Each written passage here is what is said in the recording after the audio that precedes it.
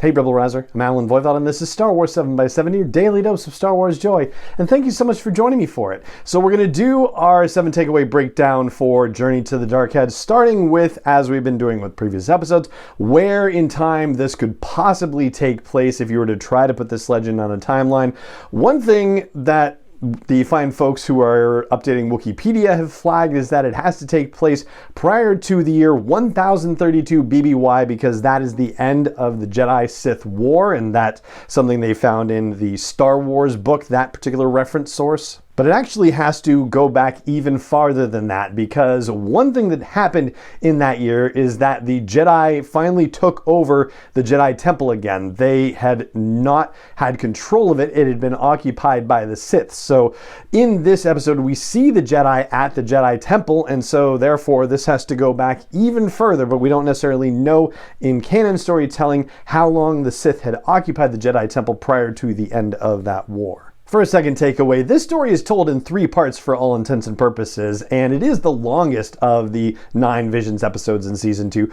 The first part, or one of the parts, has to do with a young Ara who is able to read prophecies on her home planet, and then a second part has to do with a young Tal, who is a Jedi Padawan, being a part of a battle against one Sith Lord, and a whole bunch of Jedi getting massacred at the hands of the Sith Lord, but the Sith Lord, sensing the rage in Tal, decides to let him live and says, yeah, come find me when you're ready to become a Sith. And then our third part is the sort of modern day thing happening now, where Ara and Tal make an unlikely duo trying to achieve a mission that Ara believes could potentially lead to an end of hostilities between the Jedi and the Sith.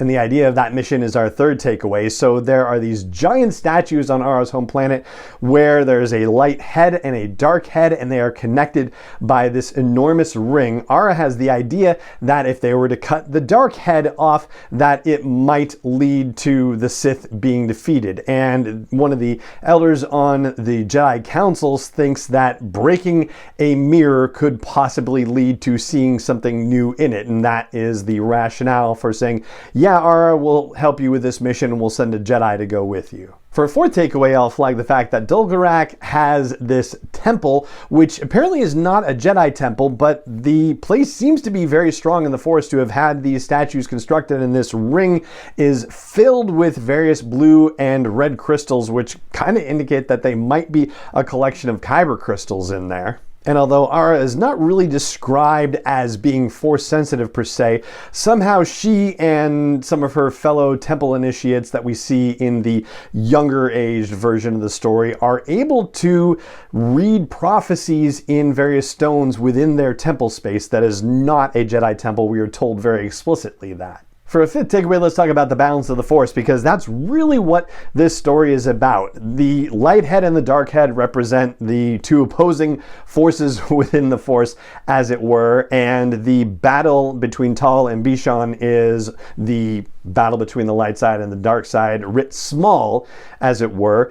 The way that the battle ends with Tal, and yes, we are in full spoiler territory, by the way, well, I guess I can manage to avoid it, but the way that the battle ends essentially allows there to continue to be balance in the Force. But in a way, Ara's actions right after their battle is complete essentially unbalance the Force in a way. But it is odd to hear a Jedi Master earlier in the episode talking about breaking the head as if you're breaking the mirror so you see something different in the mirror, because really what you're doing is making it so you can't see anything. And so it would be an unbalanced kind of situation. And I think as Tal realizes why the Masters sent him on this particular mission, he's realizing that you don't necessarily have to break the mirror exactly, or at least both sides of the mirror can be broken to have the Force be in balance. For a sixth takeaway, I'll note that the idea of prophecy within the Force has kind of an interesting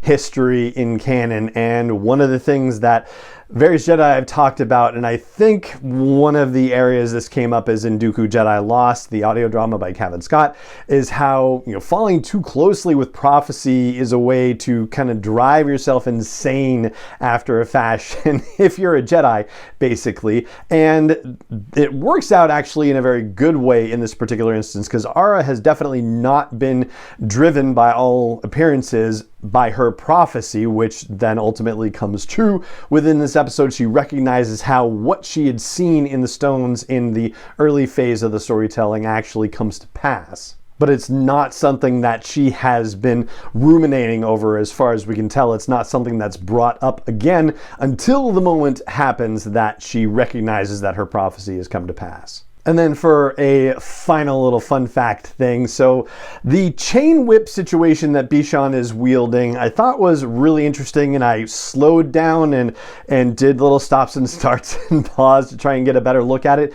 It does not look like an actual lightsaber infused chain whip. A chain whip is basically a long whip that has sort of a spear point at the end of it. But what it does seem to have is a red kyber crystal in the tip. So it's kind of like a Force-imbued weapon of sorts, but it's not at the level of the lightsaber / light whip that Vernestra Rwoh has in the High Republic. No, it's actually mostly a chain whip, but with what appears to be a kyber crystal mounted inside the spear tip at the end of it. And that's what I've got for you about Journey to the Dark Head, which is the 5th episode of Star Wars Visions Season 2, and that is going to do it for this episode of the podcast.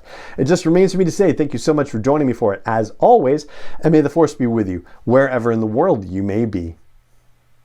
7x7 is not endorsed or sponsored yet by Lucasfilm Limited, Disney, or 20th Century Fox, and is intended for entertainment and information purposes only. Star Wars, the Star Wars logo, all names and pictures of Star Wars characters, vehicles, and any other Star Wars related items are registered trademarks and/or copyrights of Lucasfilm Limited, or their respective trademark and copyright holders. May the Force be with them. All original content is copyright 2021 by Star Wars 7x7. We hope you love it.